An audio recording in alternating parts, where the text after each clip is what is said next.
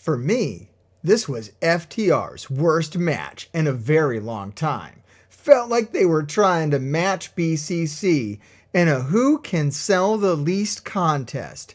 As usual with the AEW, every tag match is basically a no DQ tornado match where there is a ref visibly there with them, but he doesn't do anything. The other issue with this match is, why do these guys hate each other so much all of the sudden? Who is the heel and who is the good guys?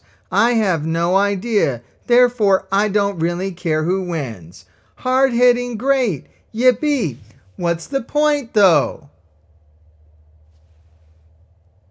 Annoyingly bad chemistry for four really good wrestlers.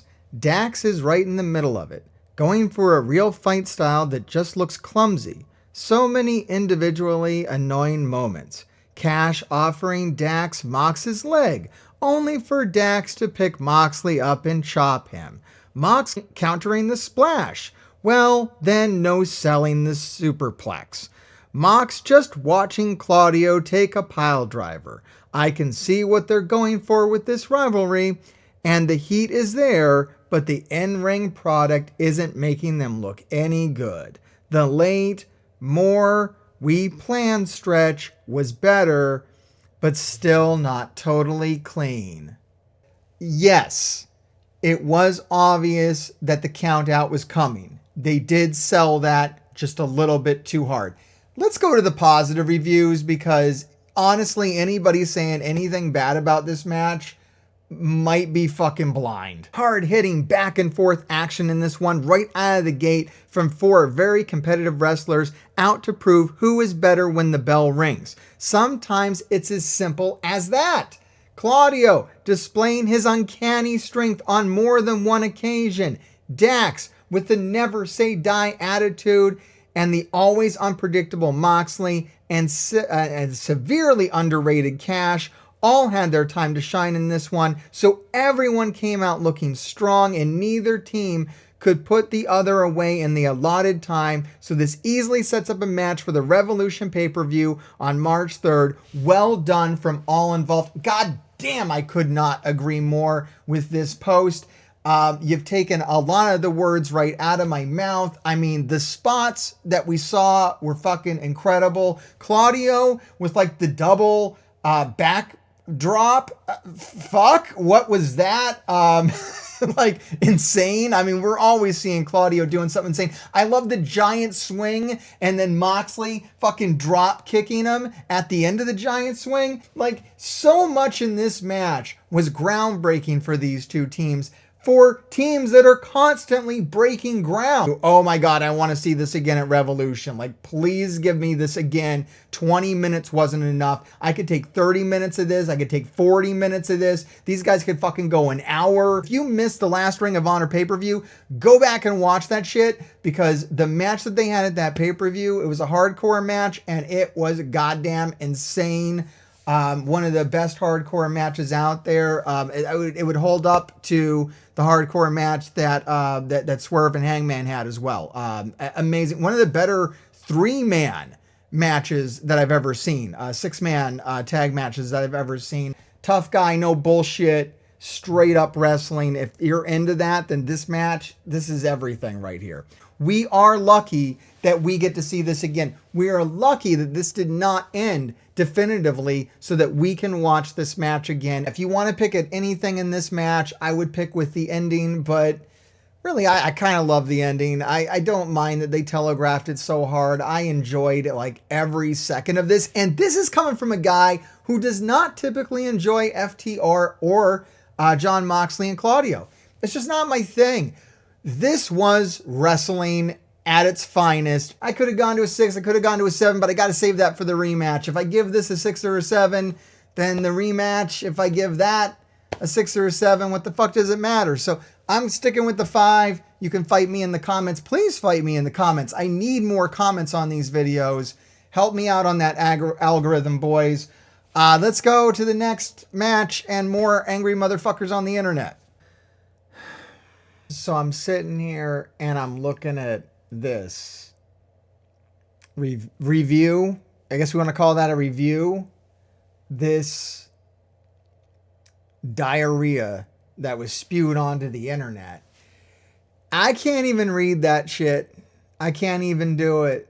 Like, it's just so disingenuous and fucking cowheaded that I can't even imagine it. Like, I can't imagine that there are people that exist who have watched Orange Cassidy matches. Just go watch the last 10 Orange Cassidy matches. Say you've done that. And you're still going to say that he's a comedy wrestler or that he's not a legitimate talent, that his character work is bad, that you would only like him if you hated the WWE or whatever. You missed it. And I feel sorry for you. I actually feel sorry for people like this because they're incapable of enjoying what is probably the best time that we are having in wrestling since the Attitude Era or some shit, or the aggression. I don't know. We're experiencing a boom period in wrestling right now, unlike any other, regardless of what you're watching, whether you're watching AEW or WWE or TNA, you are watching an amazing point in history of wrestling programming across all aspects of wrestling, no matter what. Even if you're into independent wrestling, there's amazing independent wrestling going on right now. Everything about wrestling is amazing right now, and Orange Cassidy is a phenomenal talent. Shut the fuck up. Orange Cassidy comes out like a house on fire, then it slows way down. Bennett uses that speed to torment Orange Cassidy and build heat. Orange Cassidy is selling most of the match. Bennett ran out to do commentary at one point because they're clearly stretching for time. The high spots lost all momentum immediately after they happened, completely deflated the audience and myself. The beach break, flash pin ending did nothing for me either. I mean, that's up to you. This was slow and boring singles match. Honestly, I think I'm completely over Orange Cassidy. God damn, dude. He just had a banger last week. And that's the problem. Orange Cassidy just had an amazing fucking match last week with that hardcore match with Matt Taven. I'm Matt Taven. And if you didn't watch my review of that, go watch my review of that. We had a lot of fun with that. Matt Taven's phenomenal. And I made this little joke about nobody knows the other guy in the kingdom. It's Mike Bennett. I know Mike Bennett. Look, sometimes I make jokes, okay? Sometimes they suck. What an idiot! This was a really slow and boring match. The audience was not very engaged either. The match essentially lacked all the things that can make a colder Orange Cassidy singles match a decently good time. This match almost felt like it was trying to fill up time on the show. The finish had no... I mean, look, it had to follow fucking FTR and the Blackpool Combat Club. Orange Cassidy has been wrestling nonstop again, beating himself up. I mean, they had a little segment there where they were the doctor was out there and he's like, I'm just barely clearing this guy to wrestle. I don't know what. Maybe there's a shred of truth to that. Maybe Orange Cassidy did need a little time off. And guys, are we just going to ignore the fucking end of the match when Jake Hager comes out? Fucking Jake Hager comes out. I got fucking excited. I haven't seen Jake Hager in a minute. We haven't seen a good guy Jake Hager ever. We've never seen Jake Hager do anything in AEW that is that exciting. So maybe we're going to see that. I'm excited about that. Fuck the match. Jake Hager's back. Just put Jake Hager into the best friends. I think, honestly, Jake Hager fits in the best friends better than Danhausen. I think Danhausen's going to waste in the best friends because people look at it like a comedy stable. And honestly, Danhausen's more than a comedy wrestler. And I don't think it's helping him out. I mean, that's just me. I don't know. Good friends with Danhausen. I don't know if he's having a good time doing it anymore. He hasn't been on TV very often still. But I would like to see Jake Hager, who also isn't on TV very much, just fit into the best friends thing. I think the gimmick fits him better. And then I don't know where the hell Danhausen goes. I think Danhausen's his own planet. I don't think he needs a stable necessarily. I think Danhausen is more fun as like a free spirit lone wolf kind of character who we don't understand? Because we don't, because there's a lot of aspects to his character that have not been touched on or been touched on very briefly in AEW that are far more interesting when he's just kind of a wild card without a faction who can do anything.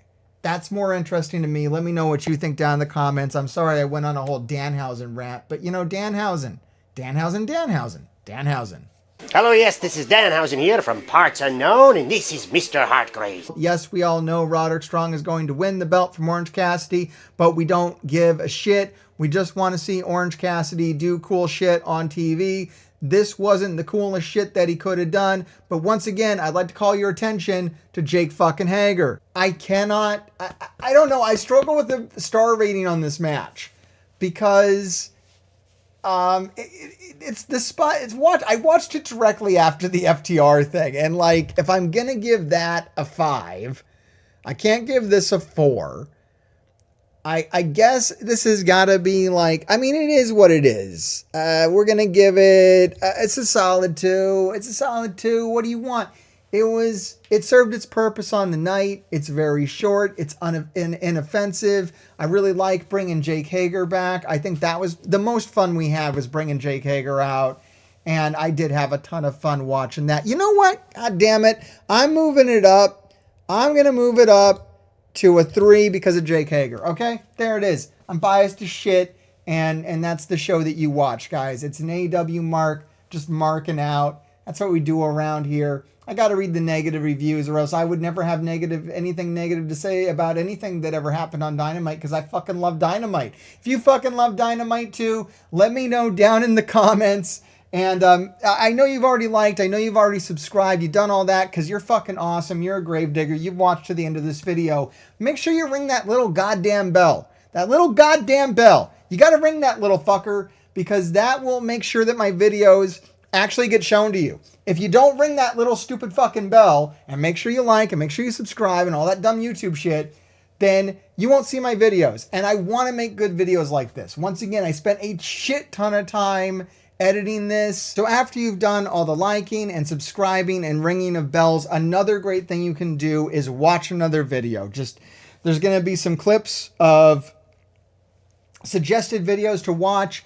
Watch one of them. If you've watched it before, watch it again. I don't know. I hear they're really great to put on at tattoo parlors or your places of business or for your kids. I do a great job at babysitting. Lots of clean, wholesome language and shit like that. All right, everybody. Until next week, or until the next video I decide to put out on this channel, keep digging. Stop what you're doing, baby, and follow Mr. Hartgrave from Parts Unknown, if you will, baby.